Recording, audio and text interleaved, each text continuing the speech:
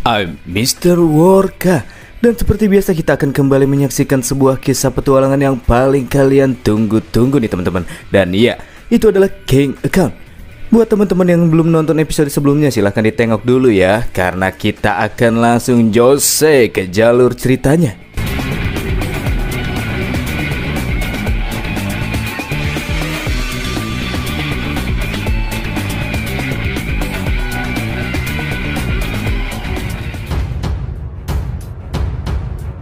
Setelah memaksa Yew untuk berlutut di hadapannya, Dewa Iblis kuno yang kini berdiri di antara para iblis elit bawahannya pun mengatakan bahwa dirinya sudah mengetahui apabila asal-muasal kekuatan Yew itu ada kaitannya dengan iblis. Dia mengetahui hal itu setelah memantau Yew pada pertarungan di dalam dungeon iblis sebelumnya. Jadi menurutnya tidak peduli sekuat apa Yew, di bawah kekuatan kekuasaan dari mahkota iblis yang digunakan oleh Dewa Iblis kuno saat ini, Yew takkan bisa berbuat sesukanya dan MC bisa ia taklukkan dengan mudah. Pada momen-momen ketika Yew kini tengah berlutut dan kehilangan kendali atas tubuhnya, sang Dewa Iblis kuno juga memerintahkan Yew untuk segera menyerahkan giok darah iblis. Dan secara sukarela tubuh Yew pun langsung mengeluarkan benda tersebut dari dalam inventorinya. Tepat di sampingnya, Neville yang melihat Yew mengeluarkan giok darah iblis pun mulai merasa panik. Karena jika Dewa Iblis mendapatkan benda tersebut, maka semuanya akan segera berakhir. Ketika sang Dewa Iblis sudah memiliki kekuatan untuk bisa menembus ruang dimensi dan waktu, maka ia akan segera membawa teror ke seluruh dunia.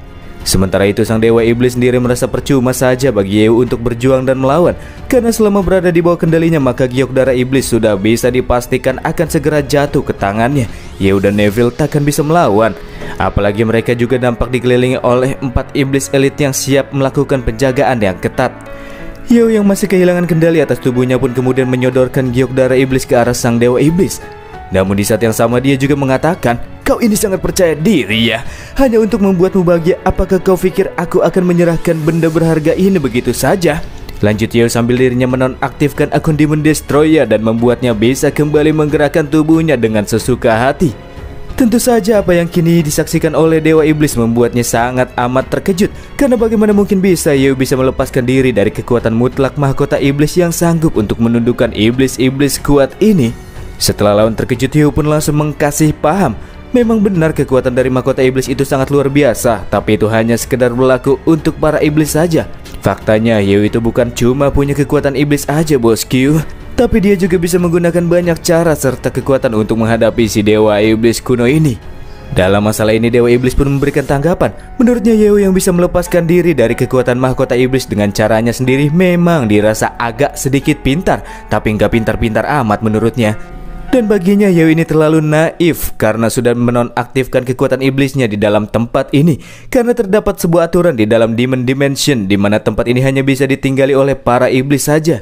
Dan bagi mereka yang tidak memiliki kekuatan iblis, maka mereka akan segera tewas dengan cepat. Hehe, jika aku adalah orang yang naif, maka aku takkan bisa bertahan sampai hari ini, balas Yew yang langsung mengaktifkan Demon Wings. Sedikit mengingatkan nih teman-teman, karena mungkin banyak juga yang udah lupa kalau di dalam equipment sayap yang satu ini terdapat sebuah efek yang memungkinkan penggunanya untuk bisa berjalan ataupun terbang dengan bebas di dalam Demon Dimension. Sadar apabila di sini Yew tidak hanya sedang menggertak saja, Dewa Iblis pun kemudian mengerahkan para iblis-iblis elitnya untuk segera menghabisi Yew dan merebut giok darah iblis dari genggaman tangannya. Sebelum melawan para iblis-iblis tersebut, Yew pun menjauh terlebih dahulu dari kejaran mereka. Dan karena Yew kini sedang tidak menggunakan akun apa-apa, Yew pun berpikir untuk menggunakan akun Crazy Mouse yang masih ada kaitannya dengan Demon Destroy. Ini adalah akun yang akan dirasa sangat cocok dengan rencana Yew selanjutnya. Setelah mengaktifkan akun tersebut, Wes pun mengatakan dalam situasi pertempuran yang kini sedang Yew hadapi, kekuatan Mouse itu terlalu terbatas dan tak terlalu bisa diandalkan untuk sekarang. Yew kemudian mengeluarkan sebuah buku skill, dan itu adalah Devon Book Skill modifikasi genetik yang Yew dapatkan dari Tuku sebelumnya. Ia juga memberitahukan kepada Wes kalau jasad-jasad iblis menggunung yang tak terhitung jumlahnya yang sebelum ini sudah Yew bantai akan dia jadikan sebagai kekuatan tempur miliknya. Setelah Yew selesai mempelajari buku skill yang ia pegang, di saat itulah akun Crazy Mouse mendapatkan sebuah titel terbarunya, yaitu Master of Biotechnology. Dengan titel tersebut, Yew kini memiliki kemampuan unik untuk bisa mengubah suatu gen biologis yang bisa digunakan pada makhluk jenis apapun, memangkas atribut asli yang dimiliki oleh makhluk hidup, serta menggabungkan zat apapun menjadi suatu bentuk atribut yang baru. Ini adalah sebuah kemampuan yang begitu gelap dan tabu, oleh sebab itulah kehati-hatian akan sangat dianjurkan dalam menggunakan kekuatan ini. Ketika para iblis elit suruhan Dewa Iblis masih terus berupaya untuk mengejar Yeo, tiba-tiba saja seekor iblis disergap oleh sebuah tangan raksasa besi, dan kemudian sang iblis pun moka tergencet tangan besi tersebut secara brutality. Hingga akhirnya sang pemilik tangan besi tersebut pun mengunjukkan dirinya, di mana dia merupakan sosok iblis raksasa yang tubuhnya dilengkapi oleh persenjataan. Tangan kanan memegang Gatling gun dan tangan kiri memegang pedang besar bergerigi layaknya gergaji mesin. Dan tubuh raksasanya ini ditopang dengan sebuah mesin roket besar yang membuatnya tetap mengambang di udara. Meskipun bentuk tubuhnya agak lain, tapi makhluk ini tetap memberikan rasa horor di awal kemunculannya. Dapat meremukan salah satu iblis elit hanya dengan satu tangan besinya saja sudah cukup membuktikan apabila ia benar-benar sangat kuat. Dari ucapan Wes pula didapati Yeo baru saja menggunakan keahlian engineering, forging, dan gem enchanting, serta menggabungkan mayat para iblis dengan logam-logam yang terdapat pada tubuh jasad iblis untuk menciptakan makhluk kuat yang kini baru saja menampakkan dirinya, dan dia dipanggil dengan sebutan Demon Giant. Para iblis elit yang melancarkan serangan serentak kepada Demon Giant pun kini dibuat keheranan, sebab setiap serangan yang mereka lancarkan sama sekali tidak memberikan luka ataupun rasa sakit kepada Demon Giant yang kini harus menjadi lawan mereka. Melepaskan serangan balik, Demon Giant pun kemudian mengeluarkan banyak energi yang membentuk tali-tali berduri kebiruan di dadanya, di mana tali-tali tersebut tidak hanya digunakan untuk menjerat lawan saja, akan tetapi itu juga bisa dimanfaatkan untuk mengambil dan menyerap sari-sari kehidupan lawan yang akan membuatnya menjadi lebih strong.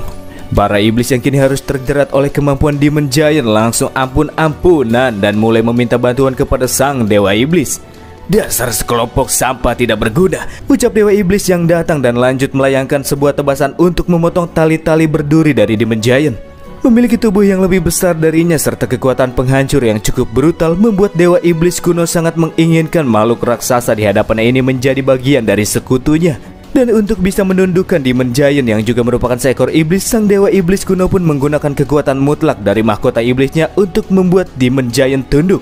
Tapi bukannya tunduk, Dewa Iblis malah mendapatkan sebuah cepolan yang sangat keras dari Demon Giant. Situasi yang tak terduga ini juga membuatnya merasa bingung kenapa Demon Giant yang masih merupakan iblis tidak bisa ia kendalikan dengan mahkota iblisnya. "Iblis yang telah mati itu takkan pernah bisa mendengarkan perintahmu," ucap Yeo yang muncul tepat di bagian pundak makhluk raksasa yang baru saja ia ciptakan. Dewa Iblis kuno yang merasa amat sangat kesal karena sebelumnya ia tidak langsung saja menghabisi Yeo pun berjanji bahwa ia takkan pernah lagi memberikan kesempatan lain kepada Bang MC seperti sebelumnya. Sebuah tebasan berat yang dilepaskan oleh Dewa Iblis yang dengan sengaja menargetkan Yeo nampak terlihat sanggup dihalau oleh Demon Giant, membuat Dewa Iblis merasa sangat jengkel karena serangan tersebut faktanya dihalau oleh sebuah boneka mayat sahaja. "Berani sekali sampah sepertimu berani menghalang-halangi jalanku," ucapnya, yang masih terus berusaha untuk mendaratkan sebuah serangan ke arah Yeo.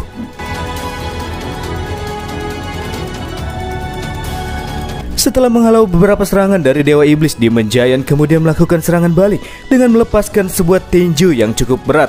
Dari pertarungan sengit ini akhirnya Dewa Iblis kuno pun sadar apabila kekuatan sang Demon Giant itu setara dengan kekuatan miliknya yang padahal merupakan sosok dewa kuno. Tak jauh dari sana, Neville yang menyaksikan jalannya pertarungan dari tempat yang aman juga merasa sangat kebingungan, sebab ia kini sedang melihat seorang manusia yang memiliki kemampuan unik dan membuat si Dewa Iblis kuno yang merupakan pembunuh dari Demon King dibuat kewalahan. Mendengar keresahan Neville, Yeo pun menjawab untuk bisa menciptakan transformasi Demon Giant dan membuatnya menjadi sekuat sekarang. Dalam hal ini Yeo tidak hanya menggunakan jasad-jasad iblis dalam jumlah yang besar saja, namun ia juga sudah menambahkan 100 jiwa iblis yang sudah ia kumpulkan sebelumnya. Ya, di sini Yeo tidak jadi melakukan barter artefak dewa yang dijual oleh Neville dengan 100.000 iblis yang Yeo dapatkan, karena kan lagi ada diskon pada semua item yang dijual oleh Neville. Jadi Yeo berpikir untuk membelinya saja dengan uang tunai setelah Yeo berhasil mengalahkan sang Dewa Iblis untuk selanjutnya.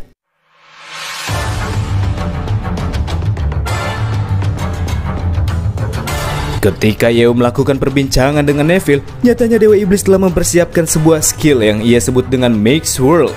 Di sini Dewa Iblis juga memuji Yeo yang memiliki kekuatan luar biasa sebagai seorang manusia. Namun tetap saja baginya itu hanyalah sekedar kekuatan milik manusia saja dan sama sekali tidak bisa dibandingkan dengan kekuatan milik dewa kuno sepertinya. Mix World yang ia lepaskan ini merupakan kekuatan yang berasal dari campuran waktu dan ruang yang telah dipadatkan dengan menggunakan Power of Chaos alias kekuatan kekacauan. Dan dengan ini maka Demon Giant yang tubuhnya semakin lama semakin tertutupi oleh puing-puing reruntuhan dan tubuhnya terlihat mulai hilang dilahap oleh kekuatan kekacauan. bisa dipastikan tak akan bertahan lebih lama lagi. Dan selanjutnya kemampuan Chaos ini pun lanjut ditargetkan ke arah Yeo. Sebagai sosok dewa kuno, Dewa Iblis merasa sangat bangga dengan identitasnya sendiri. Baginya seorang manusia seperti Yeo takkan pernah mungkin bisa menantang sosok dewa kuno sepertinya.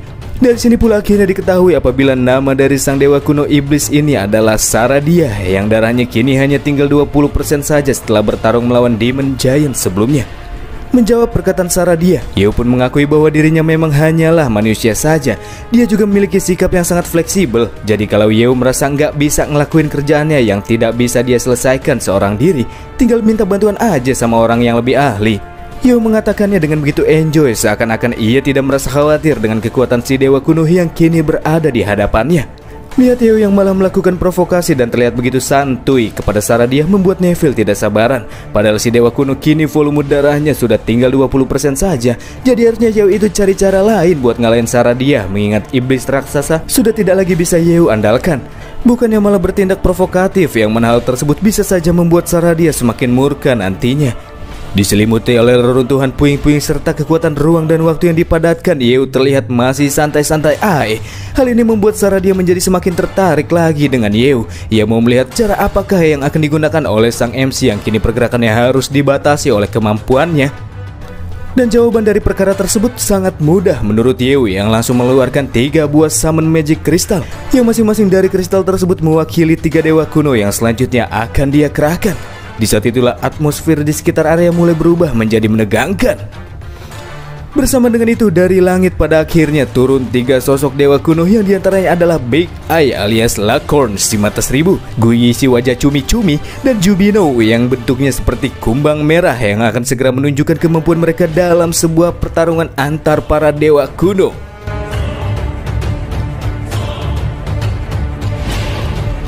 Fakta apabila Yeo mampu menjinakkan serta mengendalikan 3 dewa kuno kini membuat Saradia merasa cukup terkejut.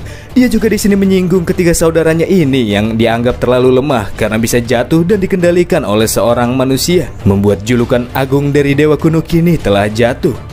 Menanggapi perkataan Saradia, Guyi pun menjawab, memang benar Guyi sendiri mengakui apabila Saradia merupakan dewa kuno yang memiliki sifat paling ambisius di antara dewa kuno yang lainnya. Namun melihat si dewa iblis yang malah dibuat kesulitan oleh Yeo dan sekarang situasinya menjadi merugikan bagi Saradia, Guyi menganjurkan agar si dewa iblis tersebut tunduk saja kepada Yeo sesegera mungkin supaya dirinya tidak berakhir menjadi abu. Ho, ucap si mata besar. Sementara Jubi menegaskan apabila Yeo itu bukan hanya sekedar manusia biasa saja. Meskipun sudah diberikan saran oleh saudara-saudaranya, akan tetapi Saradia masih tetap kekeh dengan pendiriannya dan tidak akan mau tunduk kepada Yeo. Apalagi di sini dirinya melihat Yeo kini sedang dalam kondisi yang lemah seperti orang sekarat. Jadi menurutnya yang mesti tunduk itu Yeo, bukan dirinya. Yeo sendiri yang kini terlihat dalam kondisi yang sedang tidak baik-baik saja kini merasakan nyeri-nyeri di seluruh tubuhnya. Hal ini dikarenakan Yeo memaksakan diri untuk memanggil 3 dewa kuno dalam waktu yang bersamaan, di mana hal ini memberikannya beban yang besar dan berefek pada tubuhnya yang harus menanggung rasa sakit. Tapi bukan Yeo namanya kalau belum memperhitungkan kejadian ini. Faktanya Yeo sudah mempersiapkan langkah pencegahan agar bisa menanggung beban besar yang kini harus ia rasakan. Berkat salah satu titel akun MOS yaitu Master of Alchemy, kini Yeo sudah bisa membuat serta mengkonsumsi potion-potion tingkat tinggi. Di sini Yeo mengkonsumsi banyak potion yang memiliki khasiat yang tinggi, yaitu resistensi tubuh, peningkatan atribut, resistensi terhadap semua atribut, serta respon peningkatan tubuh. Semua potion yang berkaitan dengan ketahanan tubuh tersebut membuat Yeo yakin kalau kini ia bisa bertahan lebih lama dalam menggunakan 3 kekuatan dewa kuno dalam satu waktu. Wes yang merasa khawatir dengan tindakan yang dipilih oleh MC pun kemudian menerangkan, walaupun Yeo kini sedang menggunakan potion-potion paling kuat yang dia miliki, akan tetapi Yeo hanya bisa bertahan selama 5 menit saja untuk selanjutnya. 5 menit ya, itu sudah cukup, ucap Yeo dengan percaya diri. Agar tidak membuang-buang waktu singkat yang dia miliki, tanpa basa-basi Yeo lanjut menurunkan 3 dewa kunonya untuk segera mengalahkan sang dewa iblis kuno agar dewa kuno tersebut bisa menjadi salah satu koleksinya. Sebagai permulaan, si mata besar melakukan serangan perdana. Ia melepaskan jurus penghancur mental yang langsung menyerang psikis lawan. Tentunya sebagai dewa kuno, mental Saradia takkan bisa hancur hanya dengan kemampuan tersebut. Namun setidaknya serangan si mata besar bisa sedikit mengurangi mencicil volume darah sang dewa iblis. Dilanjutkan oleh Jubi yang langsung menembakkan kekuatan wabah penghancurnya. Dan sama seperti serangan si mata besar sebelumnya, damage yang dihasilkan dari serangan tersebut sebanyak 5%. Dan untuk sekarang sisa darah Saradia kini hanya tinggal 10% saja. Tak mau terus-menerus mendapatkan serangan yang berkelanjutan, pada akhirnya Saradia mencoba melepaskan serangan balik. Di sini dia menggunakan kekuatan kekacauannya untuk menyerang ketiga dewa kuno secara bersamaan. Dia di sini juga sangat yakin meskipun kini dirinya harus melawan 3 dewa kuno sekaligus, akan tetapi kemenangan masih bisa ia raih dengan mudah. Memang benar kekuatan chaos milik Saradia yang mampu melahap segala hal itu terasa sangat mendominasi. Tapi sayangnya untuk sekarang kemampuan tersebut takkan bisa berguna di hadapan Guyi yang memiliki kemampuan normalisasi, di mana kekuatan Guyi ini merupakan musuh alami dari kemampuan Saradia. Hal ini terbukti ketika kekuatan kekacauan yang mengarah ke Guyi sama sekali tidak mengenainya, dan bahkan tidak memberikan dampak apapun di saat Guyi menggunakan jurus rahasia alam. Fakta ini membuat si dewa iblis merasa sangat sial. Kenapa di antara dewa kuno yang ada, sekarang dia malah ketemu sama Guyi yang tidak bisa dia urus? Ketika dewa iblis berpikir tentang sialnya nasib yang dialami, Guyi pun mengambil inisiatif untuk melayangkan sebuah cepolan berat yang mampu terdaratkan dengan tepat di wajah Saradia. Guyi juga kembali menyarankan apabila Saradia harus tunduk saja kepada Yeu. Baginya Yeu itu orang yang pantas untuk dikagumi, jadi takkan memalukan bila harus bekerja di bawah perintah Bang MC. Setelah tumbang terkena cepolan Guyi, Saradia yang kini berada di bawah telapak kakinya pun sudah tidak lagi bisa berbuat apa-apa. Ya, berbagai macam serangan yang sebelumnya terdaratkan juga telah membuat darahnya kini hanya tersisa 5% saja. Akan tetapi meskipun sudah berada di dalam kondisi yang kritis, dia masih tetap kekeh dengan pendiriannya yang takkan pernah sudi untuk tunduk di bawah perintah seorang manusia. Daripada harus tunduk, ia bahkan meminta agar Yeu langsung saja membunuhnya sekarang. Menurut Yeu, alasan mengapa Saradia masih tidak mau menyerah itu dikarenakan masih terdapat rasa amarah besar dan kuat di dalam hatinya saat ini. Jadi jika Yeu mau membuatnya benar-benar menyerah, maka ia harus memberikan teror yang begitu horor sampai-sampai Saradia merasa sangat takut terkencing-kencing. Perkataan Yeu sontak membuat si dewa iblis tertawa lebar. Apa yang dikatakan oleh Yeu itu terdengar sangat lucu baginya, karena selama hidup sampai sekarang Saradia sama sekali tidak pernah merasakan takut sekalipun itu. Dan dia juga tidak pernah merasakan takut dengan makhluk sekuat apapun di alam semesta. Apakah itu benar? Ucap Yeu yang di sekeliling tubuhnya secara tiba-tiba mulai dipenuhi oleh kekuatan mengerikan yang tercipta dari darah-darah merah yang kental. Hingga akhirnya darah-darah tersebut membuatnya bertransformasi menjadi sosok yang selama ini sudah kita rindu-rindukan, teman-teman. Dan ya, Shadow King is back. Rasa akan ketidakpercayaan dan begitu tercengang pun kini terlihat dari wajah Saradia, karena di sini dia merasakan nafas dari sosok yang dahulu pernah bertarung melawan sang God of Destruction selama berera-era tahun lamanya. Ya, ia menyadari adanya nafas Shadow Stars pada tubuh Yeu yang sekarang. Meskipun nafasnya terasa lemah, namun ia bisa memastikan hal tersebut. Fakta ini juga membuatnya kebingungan, sebab yang pernah dia tahu Shadow Stars itu harusnya sudah mati. Tapi kenapa kini entitas kuat tersebut masih hidup dan muncul tepat di hadapannya? Menurut anggapan Saradia, jika Shadow Star masih hidup dan yang tersisa hanyalah sisa-sisa kekuatannya saja, maka kemungkinan besar dia bisa kembali memulihkan diri dengan menggunakan bayangan-bayangan yang terdapat di seluruh alam semesta, membuatnya kembali menjadi sosok makhluk mengerikan yang akan membawa keputusasaan bagi setiap makhluk-makhluk yang mencoba untuk menentangnya. Oleh sebab itulah, demi mencegahnya kebangkitan Shadow Star, di sini Saradia mencoba meyakinkan 3 saudara dewa kunonya untuk menggabungkan kekuatan mereka dan melawan bibit-bibit Shadow Star sebelum menjadi semakin kuat. Sebagai pecahan-pecahan yang berasal dari God of Destruction, seharusnya para dewa kuno melawan musuh bebuyutan mereka, bukannya malah tunduk sama musuh bebuyutan. Tapi sepertinya Guyi dan yang lainnya sama sekali tidak peduli akan hal itu. Justru fakta apabila Yeu merupakan bibit dari Shadow Star membuat mereka semua merasa lega, sebab orang yang mengendalikan mereka itu bukanlah sekedar hanya manusia biasa saja.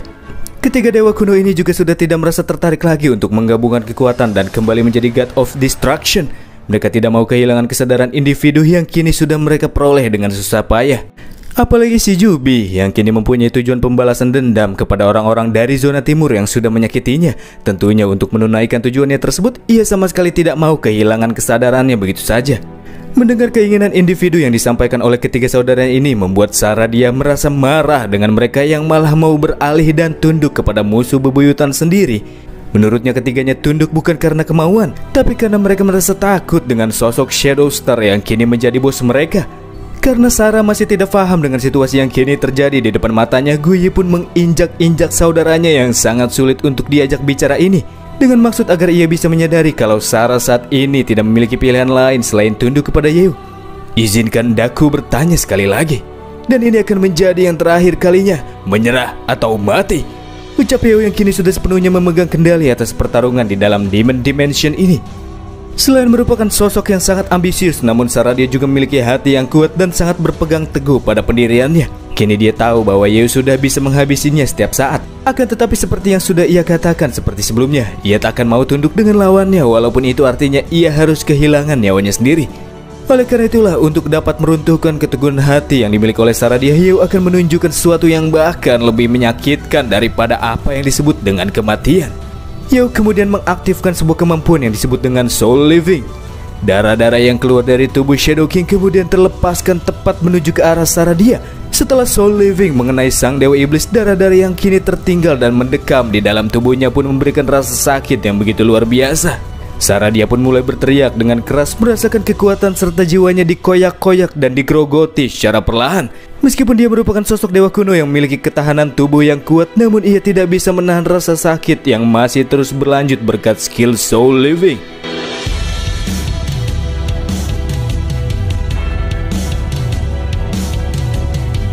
Setelah merasakan sakit yang luar biasa dan amat sangat menyiksanya, pada akhirnya Saradia pun meminta ampunan. Dia benar-benar menyerah dan akan tunduk kepada Yeo asalkan rasa sakit yang kini ia terima hilang dari tubuhnya.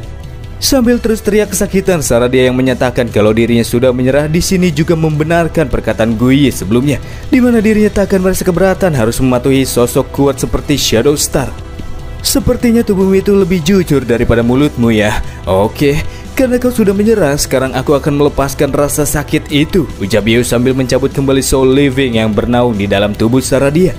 Mengulurkan tangannya, Yeo pun menyatakan kalau mulai saat ini Saradia juga akan menjadi bagian dari keluarganya. Dan selama sang dewa kuno mengikuti arahan MC dan bekerja dengan sepenuh hatinya, maka Yeo berjanji kalau dia akan memenuhi segala keinginan yang diinginkan oleh Saradia. Setelah Yeo berhasil menundukkan sang dewa iblis kuno, kini dia sudah berhasil memiliki total 4 buah dewa kuno yang bisa dipanggil dengan menggunakan Summon Magic Crystal. Nampaknya perjalanan Yeo untuk bisa mengumpulkan ke-13 dewa kuno masih sangat panjang ya. Menonaktifkan akun Shadow King, Yeo pun kembali merasakan sakit yang terasa familiar. Karena ia sudah beberapa kali merasakan sakit yang sama seperti sekarang. Ini merupakan rasa sakit yang timbul dari debuff setelah penggunaan akun Shadow King, yaitu kerusakan jiwa atau Broken Soul, di mana Yeo mesti mengalami penurunan atribut selama 2 jam ke depan. Pertama kali Yeo terkena debuff yang satu ini, ia sama sekali tidak bisa menggerakkan tubuhnya karena penurunan atribut yang harus ia tanggung yakni sebanyak 100%. Tapi setelah beberapa kali menjalani quest di dunia Shadow King, kini Yeo hanya perlu menanggung beban 80% saja. Dan rasa sakit yang kini ia rasakan masih bisa ditolerir, di mana Yeo masih bisa berdiri seperti biasanya. Muncul pula notifikasi sistem yang memberitahukan bahwa Yeo harus membayar 70 juta uang karena sudah menggunakan akun Shadow King selama 30 detik. Harusnya sih 90 juta ya, tapi karena progres quest Shadow King sudah diselesaikan sebanyak 20%, jadi sekarang Yeo dapat potongan harga nih sebanyak 20%. Selain itu, dengan ditundukkannya Dewa Iblis kuno, maka Yeo juga dinyatakan sudah menyelesaikan misi yang diberikan oleh Demon King. Kini ia mendapatkan 100 juta HP dan 100 juta uang. Didapati pula drop item yang diantaranya adalah Demon Bracelet, sebuah equipment tingkat epic yang tercipta dari leburan kekuatan iblis yang tak terhitung jumlahnya. Jadi benda ini mengandung kekuatan iblis yang sangat besar dan penggunanya juga akan mendapatkan peningkatan kekuatan sebesar 120%. Wow. Selanjutnya ada Demon Crown, sebuah item tingkat dewa yang merupakan simbol dari sang Demon King itu sendiri. Ini merupakan item yang diperlukan agar seseorang bisa dinobatkan sebagai sang Demon King. Memiliki skill aktif di mana penggunanya bisa memanggil pasukan iblis yang dapat dimanfaatkan untuk bertarung, serta skill pasif yang memungkinkan penggunanya untuk bisa memerintahkan dan mengendalikan semua iblis. Yeo nampaknya terlihat sangat asoy setelah mendapatkan sebuah item tingkat dewa yang memiliki efek sehebat ini. Sama halnya dengan Neville yang juga merasa asoy karena akhirnya ia bisa kembali menyaksikan kelahiran Raja Iblis yang baru. Tapi ia menyayangkan satu hal, yakni tidak ada pendeta iblis berpangkat tinggi yang biasanya hadir untuk melakukan upacara peresmian kepada sang Raja Iblis yang baru. Tidak masalah, aku akan melakukan upacara seorang diri, ucap Yeo yang kemudian mengangkat Demon Crown untuk menobatkan dirinya sendiri sebagai sang Demon King yang baru. Meskipun hal ini sangat tidak etis menurut Neville, akan tetapi aura Yeo sebagai Demon King yang baru itu terlalu mendominasi, membuatnya tidak bisa menentang apa yang dilakukan oleh sang Raja Iblis. Betapa mendominasinya Yeo juga membuat Neville semakin yakin apabila sang Demon King yang baru akan membawa para iblis ke dalam masa-masa keemasan mereka untuk kedepannya. Di saat yang sama muncul pula sebuah singgasana berukuran wumbo tepat di depan MC. Bertepatan dengan kemunculan singgasana sang raja, hadir pula sisa-sisa iblis yang tinggal di dalam Demon Dimension yang datang untuk menyaksikan penobatan Demon King yang baru. Mereka yang hadir juga sangat antusias dan meminta Yeo untuk segera mengenakan mahkotanya. Ketika menggunakan Demon Crown di atas kepalanya, muncul pula kilatan-kilatan merah menggelegar, diikuti dengan Neville yang memerintahkan kepada semua iblis agar mereka semua bersumpah setia kepada raja mereka yang baru. Di tengah-tengah berlangsungnya janji sumpah setia yang kini diucapkan oleh para iblis, Yeo juga bertransformasi ke bentuk akun Demon King. Ini menunjukkan apabila Yeo kini sudah benar-benar menerima seluruh kekuatan serta kekuasaan milik Demon King yang sebelumnya. Selain mendapatkan kekuatannya, Demon King juga kini sudah diubah menjadi salah satu koleksi akun raja spesial Yeo yang baru. Dialah sang penguasa Seven Deadly Sins, raja dari semua iblis yang mengendalikan tanah iblis tak berujung, sosok yang memiliki otoritas serta kekuasaan tertinggi dan penguasa agung dari Demon Dimension ini. Ini merupakan akun spesial yang bisa digunakan untuk memberikan perintah kepada semua iblis. Namun Yeo juga mesti mengkonsumsi fragment soul yang bisa diperoleh dengan membunuh musuh yang masih hidup. Setelah mendapatkan akun Demon King, Yeo juga menerima sebuah hidden quest, yaitu King's Destiny. Dikatakan bahwa saat ini terdapat 7 raja tertinggi yang tinggal di dimensi yang berbeda-beda, dan salah satunya adalah Demon King yang sekarang sudah Yeo dapatkan. Dan persyaratan dari quest ini sendiri menyuruh Yeo untuk mencari info yang relevan terkait dengan keberadaan 6 raja tertinggi lainnya dan mendapatkan 6 raja tersebut sebagai miliknya. Setelah Yeo mendapatkan 7 raja tertinggi yang akan diubah ke dalam bentuk akun spesial nantinya, maka selanjutnya Yeo mampu untuk mendominasi segala hal yang ada di dunia. Dan dia akan menjadi sebuah eksistensi yang dikatakan mampu melampaui segalanya. Oh man. Melanjutkan cerita sebelumnya, setelah dinobatkan menjadi Demon King di dalam dimensi iblis atau Demon Dimension, Yeo juga mendapatkan sebuah misi yang disebut dengan King Destiny. Misi yang menyuruhnya untuk mengumpulkan 7 Supreme King atau raja tertinggi yang berada di dimensi yang berbeda-beda. Dikatakan oleh sistem apabila ini merupakan quest yang sangat sulit, namun quest tersebut juga tidak memiliki batasan waktu dalam penyelesaiannya, dan Yeo juga bisa melakukan pengecekan dari kemajuan quest King's Destiny kapan saja. Fakta apabila masih terdapat 6 raja tertinggi selain Demon King dengan level yang sama membuat Yeo amat terkejut. Meskipun quest yang diasumsikan Yeo sebagai quest terakhir ini sangat sulit, namun itu cukup layak untuk dijalani.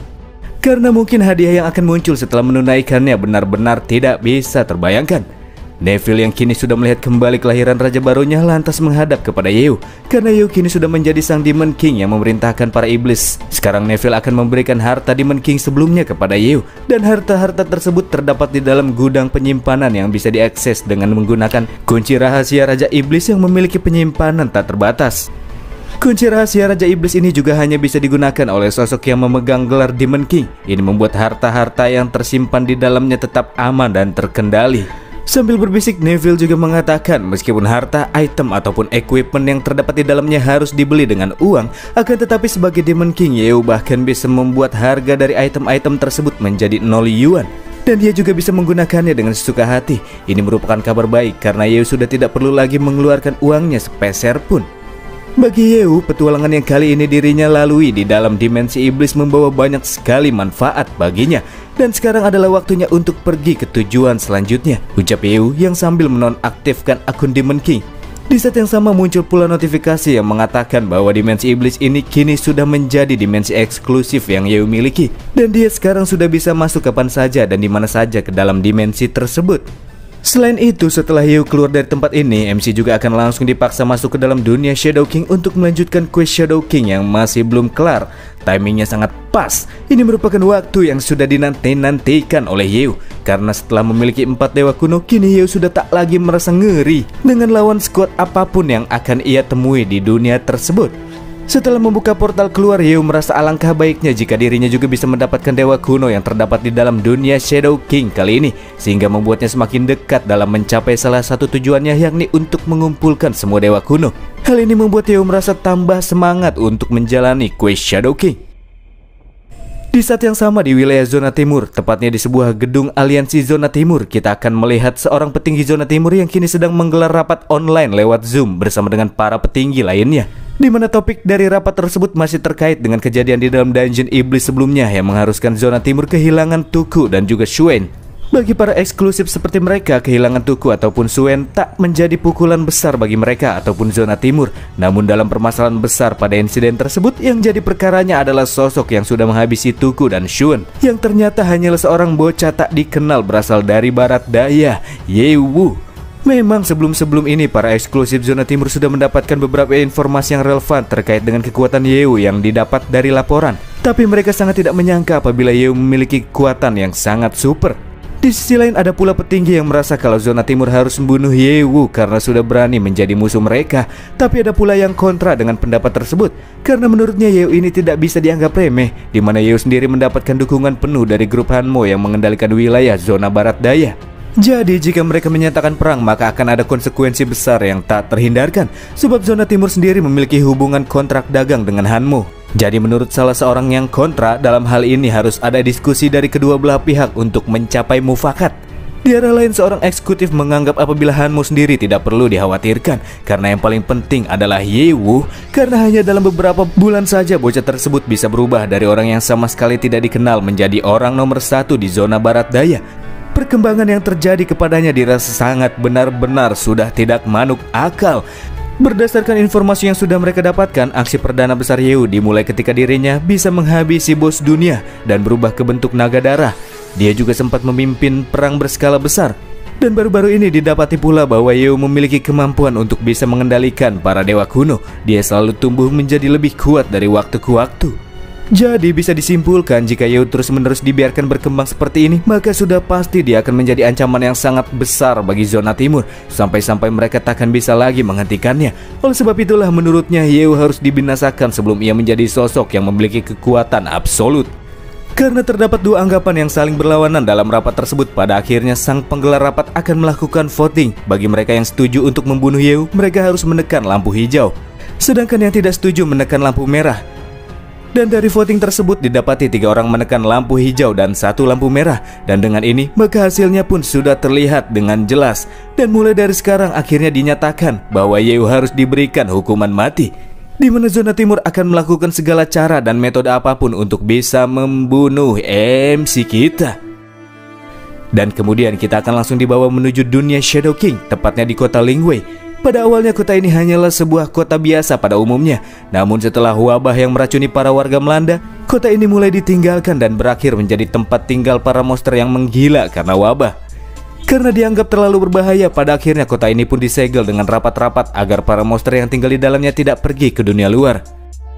Dan di sanalah Yewu dan Laguna bertemu dengan Christina, sang kepala divisi hunter bayaran yang memiliki sebuah misi di kota Lingwei ini. Christina yang melihat Yewu dan Laguna berkeliaran di sekitar sana pun kaget dan bertanya emangnya apa sih yang keduanya lakukan di tempat berbahaya tersebut, padahal keduanya memiliki level yang terbilang rendah.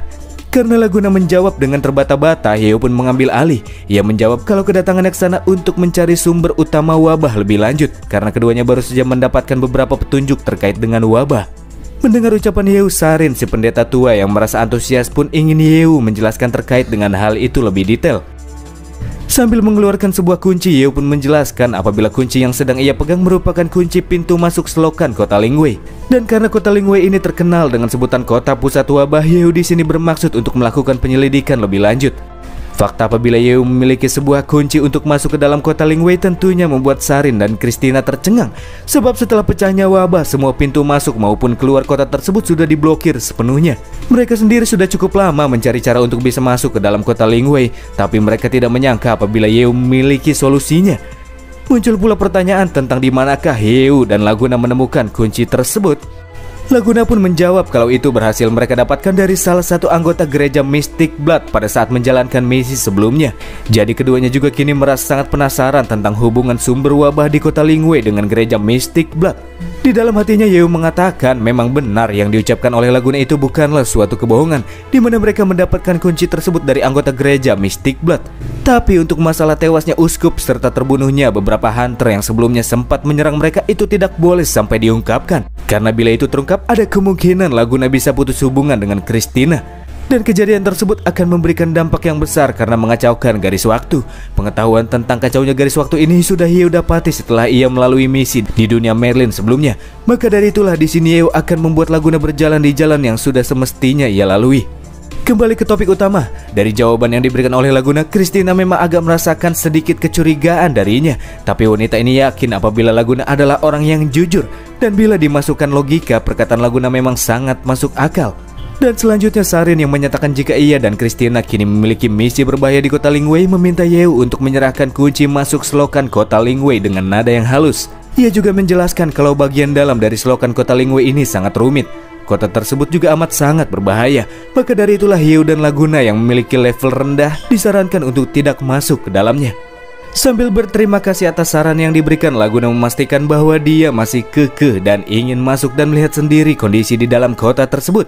Dia juga meyakinkan Sarin kalau dirinya kini sudah jauh lebih kuat daripada sebelumnya dan takkan menjadi beban dalam tugas yang sedang dijalankan oleh para hunter bayaran yang dipimpin langsung oleh Christina.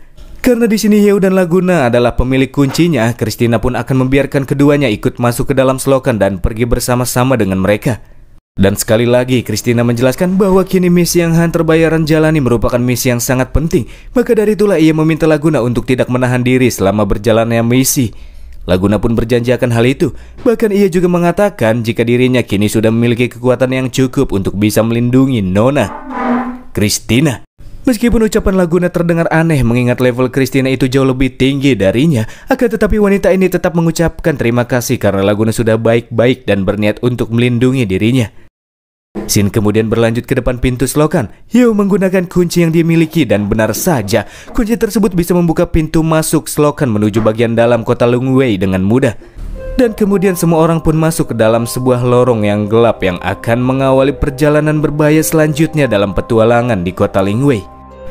Masuk lebih jauh ke sisi bagian dalam selokan, mereka pun menggunakan obor penerangan seadanya untuk menerangi jalan mereka. Dan dari sinilah para hunter mulai merasakan adanya perasaan yang dirasa kurang mengenakan. Tercium pula bau-bau yang sangat menyengat.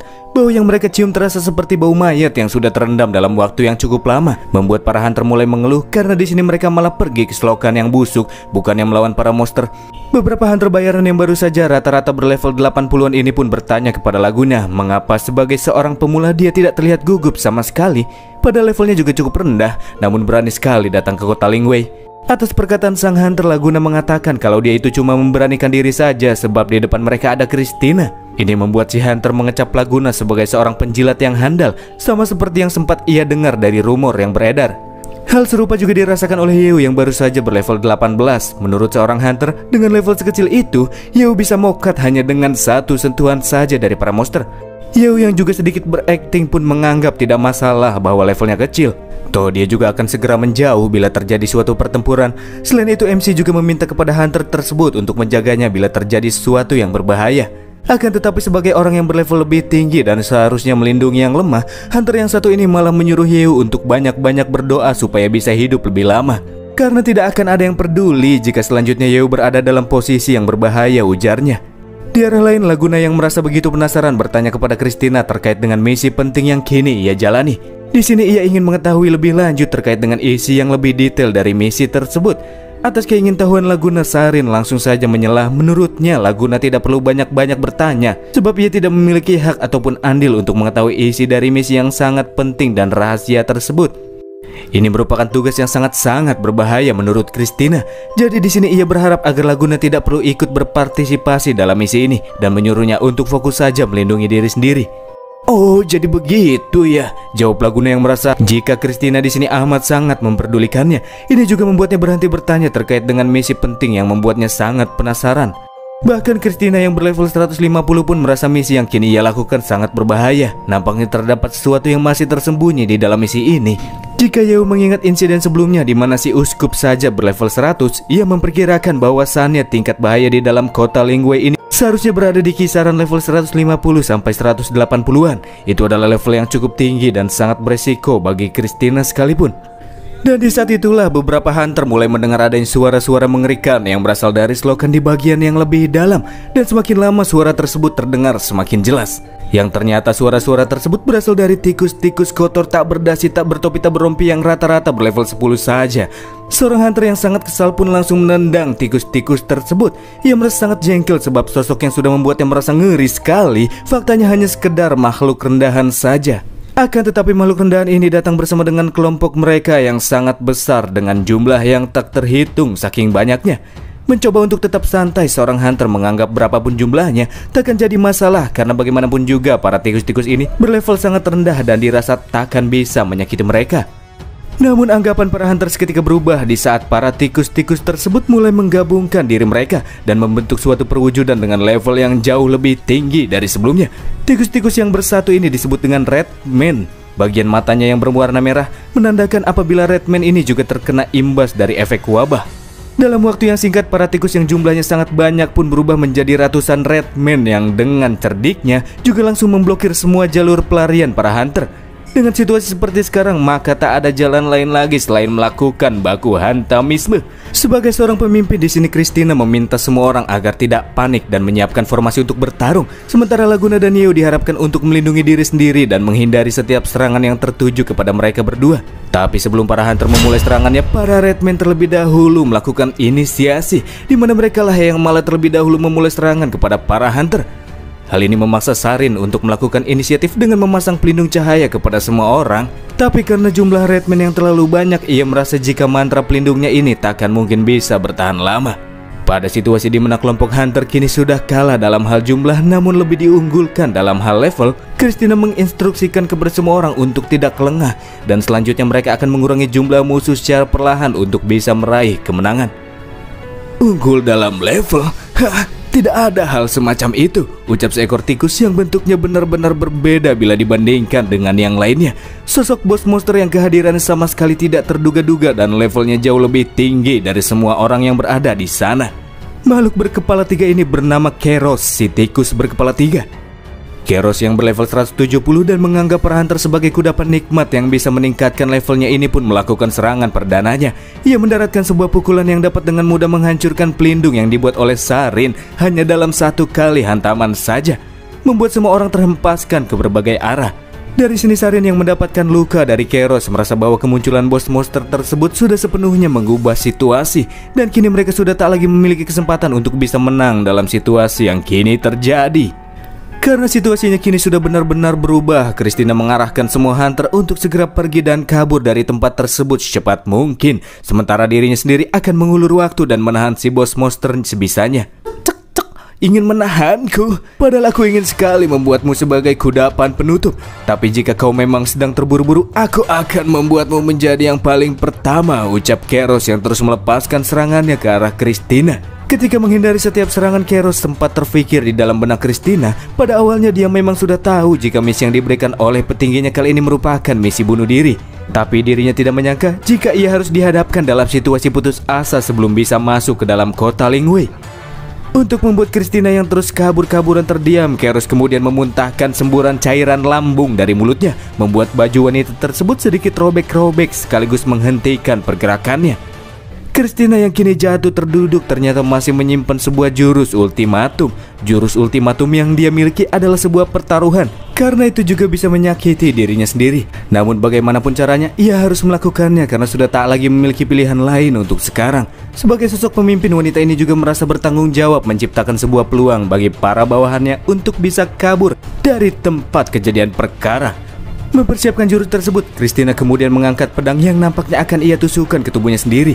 Menyaksikan wanita yang sedang dilanda keputusasaan dan melakukan tindakan bodoh, dari arah lain Yeo langsung menyuruh Laguna untuk menghentikan aksi yang dilakukan oleh wanita tersebut. Dan ya, Laguna pun berhasil menghentikan Christina sebelum ia melangsungkan jurus ultimate-nya. Dari ucapan Laguna didapati bahwa jurus ultimate tersebut memiliki efek yang unik, yaitu membayar luka dengan luka. Maka dari itulah Laguna tidak ingin sang nona menggunakan kemampuan yang juga akan membuat dampak buruk bagi dirinya sendiri. Kalau masalah bos monster, tenang-tenang saja nona, karena Laguna akan mengurusnya untukmu. Di sini dia akan memenuhi janji yang sebelumnya sempat dirinya katakan, yaitu melindungi sang nona dengan menggunakan kekuatannya.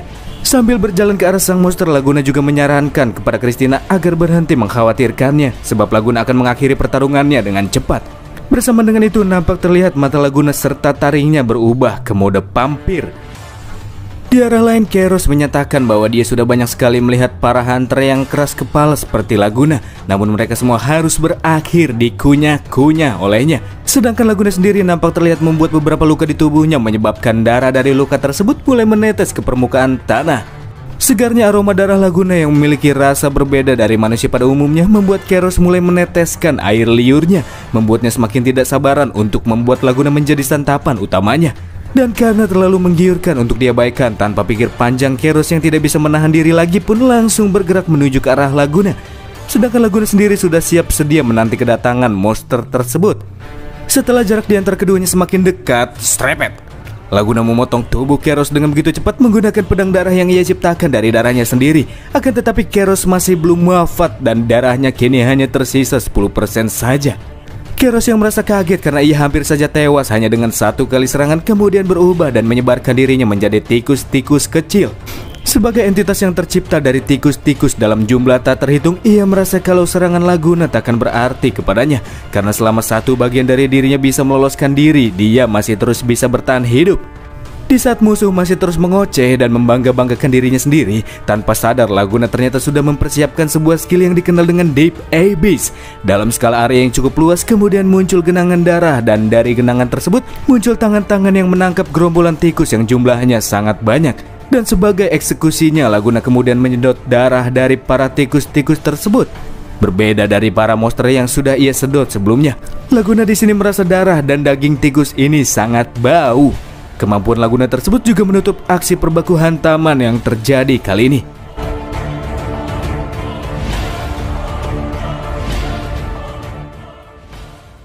Sampah-sampahnya sudah selesai dibersihkan, jadi sekarang kita sudah bisa melanjutkan perjalanan, ucap Laguna yang baru saja menunjukkan kekuatan supernya.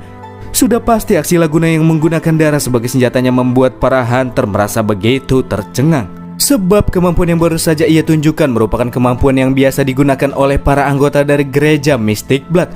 Walaupun Laguna sanggup mengatasi bos monsternya sendirian saja, tapi respon yang diberikan oleh para hunter sama sekali tidak terduga. Mereka mengecap Laguna sebagai seorang pengkhianat karena sudah menggunakan kemampuan tersebut.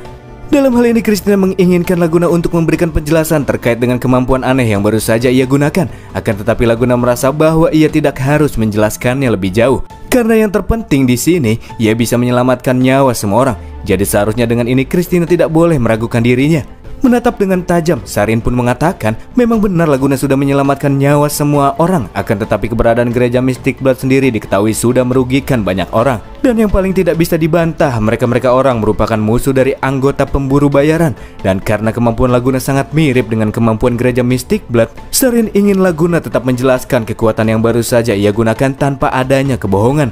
Laguna kembali menerangkan bahwa ia tidak bisa menjelaskan asal-usul dari manakah kekuatan yang sudah ia dapatkan, sebab ia memiliki alasannya tersendiri.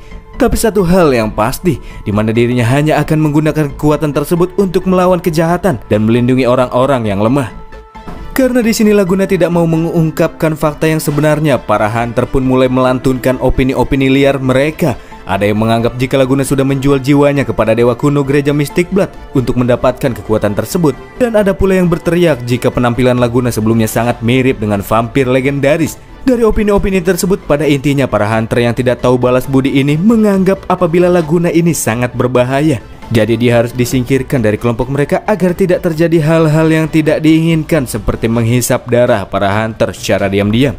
Mendapatkan perlakuan yang kasar dari para hunter, di sini Laguna masih berusaha untuk meyakinkan mereka semua. Mengingat dia sendiri merupakan bagian dari hunter bayaran, jadi mana mungkin dirinya akan menusuk temannya sendiri dari belakang. Akan tetapi Laguna yang sudah dianggap sebagai pengkhianat di sini dianggap sudah tak lagi memiliki hak untuk tetap berada di sisi hunter bayaran. Hei, apakah kalian semua tidak paham dengan akar masalahnya sekarang? Tanpa Laguna saat ini, kalian sudah pasti akan menjadi daging cincang di dalam perut bos. Padahal Laguna sendiri tidak meminta kalian untuk berterima kasih. Tapi sekarang apa yang dia dapatkan? Ucap Yeu yang berdiri di sisi Laguna dan membelanya. Di sini Yeu merasa jika asosiasi hunter bayaran kini sudah benar-benar bobrok. Karena para hunter yang ada di dalamnya bukan hanya diperbolehkan untuk menginjak-injak orang yang lemah saja, tetapi mereka juga membenci yang kuat. Karena adanya suatu perbedaan yang saling bertentangan di antara mereka dan Laguna juga tidak dihargai lagi oleh orang-orang yang ada di sana, Yeu kemudian mengajak Laguna untuk cabut saja dari kelompok tersebut dan melanjutkan untuk kembali bertindak sendiri sesuai dengan rencana mereka di awal.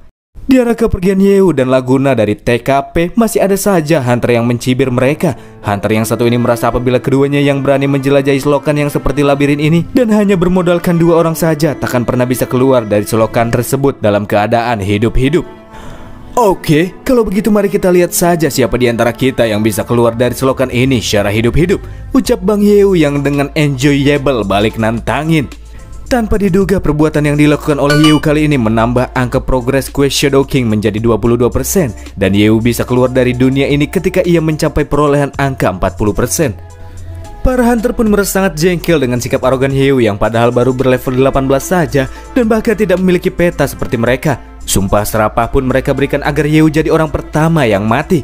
Di saat yang sama, Sarin pun menyuruh para hunter kerocok tersebut untuk segera diam karena ocehan-ocehan mereka ini membuat dirinya sangat malu. Sarin berjanji di sini jika ditemui para hunter yang kembali membuat malu seperti ini lagi, maka dia sendirilah yang akan turun tangan dan melempar mereka yang membuat ulah agar keluar dari tim. Setelah kejadian tersebut, Christina merasa tidak enakan karena ia dan para hunter sudah bertindak terlalu kasar kepada Laguna. Sebab tidak bisa dipungkiri bahwa dia merupakan sosok yang sudah menyelamatkan nyawa semua orang. Bahkan mereka sudah sempat meragukannya tanpa memiliki bukti yang konkret. Menurut Sarin, terlepas dari apakah Laguna merupakan anggota gereja Mystic Blood ataukah bukan, tetap saja dia tidak mau mengungkapkan kekuatan anehnya.